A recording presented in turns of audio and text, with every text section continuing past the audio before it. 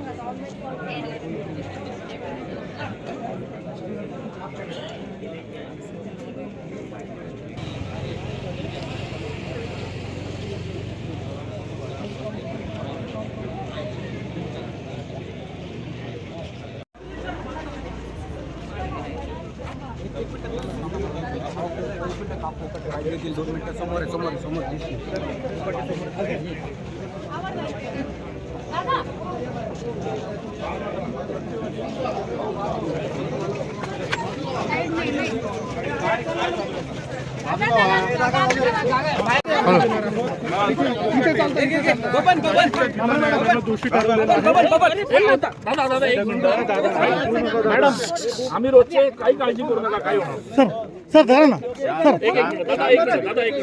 थांबा 2 मिनिटं बूम खाली कर जीचा बूम बूम खाली कर sir boom sir sir boom धरा ना 1 मिनिट थांबा अजून एक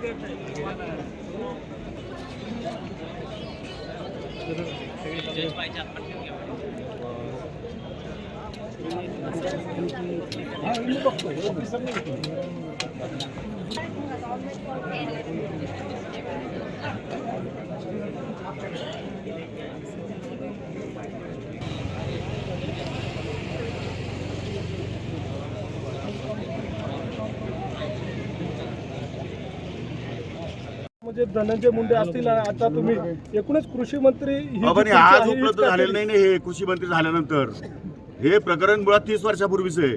त्यामुळे आज झाले ज्यावेळेस मी राजकारणात जस्ट प्रवेश केला होता, मी त्यावेळेस आमदार सुद्धा होतो की तुम्हाला माहित नाही. त्यामुळे तो काळ आणि आजचा काळचा मध्ये फरक आहे. त्याच्यानंतरच्या काळामध्ये दिगोळ्यांचे माझे संबंध सलोख्याचे पण निर्माण झाले. पण कायदेशीररित्या एखादी केस रजिस्टर झाल्यानंतर जो काही नियम असतो त्या नियमान्वये ती प्रोसेस होत असते. उशिरा प्रोसेस झाली, त्यामुळे आज निकाल लागलेला आहे. आज निकालामध्ये मेहरबान न्यायालयानं जो काही शिक्षा सुनावली त्या संदर्भात मी रितसर या ठिकाणी जामीन घेतलेला आहे आणि आपल्याला या ठिकाणी जाणार आहे.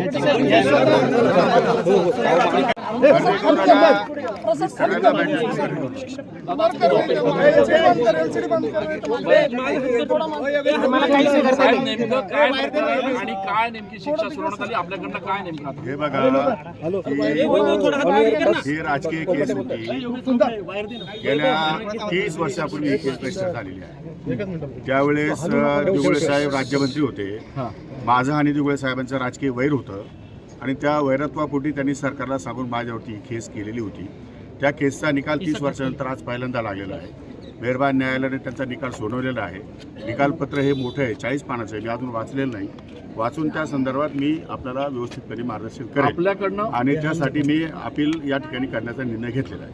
आपल्याकडनं जामिनासाठी काही या ठिकाणी जामीन नियमाने कायद्यानुसार जे काही करता येईल ते सगळं केलेलं आहे. साहेब, पण जे सरकारी पक्ष होते त्यांचं असं म्हणणं होतं की आपण उत्पन्न कमी दाखवलं आणि सरकारचे सदनिका ह्या लाटल्या आणि जे 4 फ्लॅट घेतलेले होते त्यापैकी 4ची आपण आणि आपल्या भावाने त्या संदर्भात मी अजून जजमेंट वाचलेलं नाही.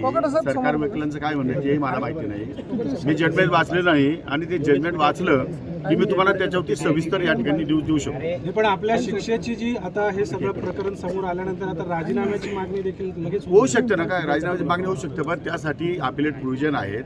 राजकीय दृष्ट्या देशामध्ये अशा प्रकारचे अनेक निकाल झालेले आहेत आणि त्या दृष्टिकोनातून मी अपिलामध्ये जाणार आहे, हायकोर्टामध्ये जाणार आहे. त्यामुळे न्याय मागण्याचा अधिकार जसा न्यायालयाला निकाल सुनावण्याचा अधिकार आहे तसा न्याय मागण्याचा अधिकार मला पण आहे एक नागरिक बनून. तेव्हा मी वरच्या कोर्टामध्ये न्याय मागणार. याच्यामध्ये पण गेल्या काही वर्षांपासून जर